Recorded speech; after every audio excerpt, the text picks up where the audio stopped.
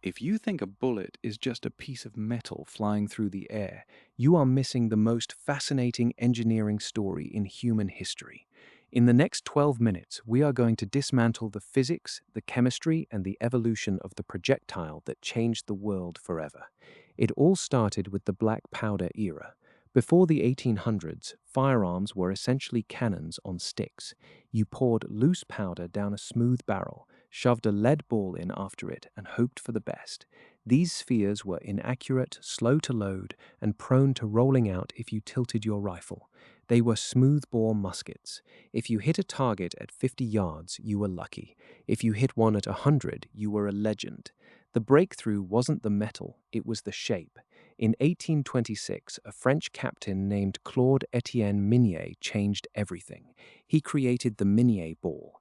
It wasn't a ball at all, it was a conical lead slug with a hollow base. When the gunpowder ignited, the pressure expanded the soft lead skirt, forcing it to grip the rifling grooves inside the barrel. Suddenly, bullets were spinning. Spin equals stability. Accuracy jumped from 50 yards to 300 in a single generation. Then came the percussion cap. Before this, you relied on a flint striking steel to create a spark. If it rained, your gun was a paperweight. The percussion cap replaced this with a small, weather-resistant metallic cup filled with mercury fulminate. You hit the cap, it creates a flame, and the gun fires. This tiny shift allowed for the creation of self-contained cartridges. The American Civil War was the proving ground for this leap. Soldiers went from firing 3 rounds a minute to firing 10. The lead was soft, it deformed on impact, it shattered bone and caused horrific cavitation. This is when we started seeing the true lethality of the modern projectile. But lead was soft. As firearms technology evolved, so did gunpowder. In 1884, Paul Vier invented smokeless powder. This stuff was 3 times more powerful than black powder. It burned clean, but it moved faster. If you fired a soft lead bullet at these new speeds, the rifling would rip the bullet apart before it even left the barrel. The bullet would literally melt or disintegrate. The solution was the jacket. Engineers began wrapping the soft lead core in a harder metal, usually copper or gilding metal. This allowed the bullet to withstand the massive pressure of smokeless powder while maintaining its shape. This is the birth of the full metal jacket. It became the standard for modern militaries. It held together, it penetrated armor, and it flew flatter than anything before it. But history is a cycle. Once we made bullets that didn't deform, we started making bullets that were designed to fail.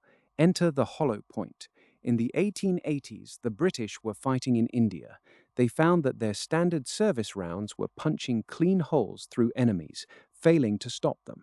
They developed the dum-dum bullet, named after a factory near Calcutta.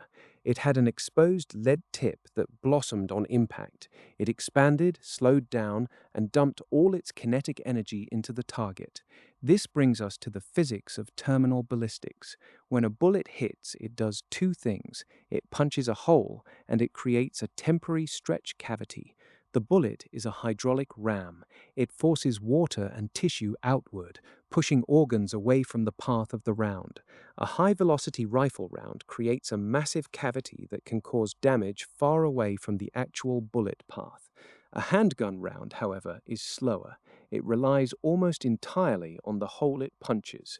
Today, we have moved into the era of specialized engineering. We have boat tail bullets for long-range stability, reducing drag so the projectile doesn't tumble at 1,000 yards. We have polymer-tipped rounds that keep the aerodynamic profile of a pointed bullet but provide the expansion of a hollow point. We have frangible rounds made of compressed copper powder designed to disintegrate upon hitting a hard surface to prevent ricochet. Think about the sheer math involved.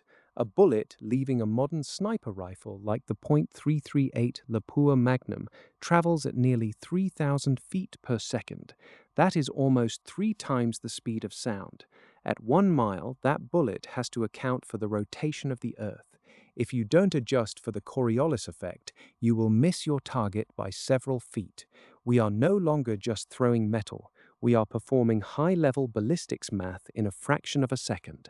We have spent 600 years obsessed with the same goal. putting a projectile on a target with absolute precision. We went from a lead ball dropped down a pipe to a copper-jacketed, boat-tail, polymer-tipped, computer-calculated dart. We have mastered the art of the explosion. We have mastered the art of the flight. But as the technology gets more precise, the questions get harder. We have developed the ability to carry lethal force with incredible efficiency.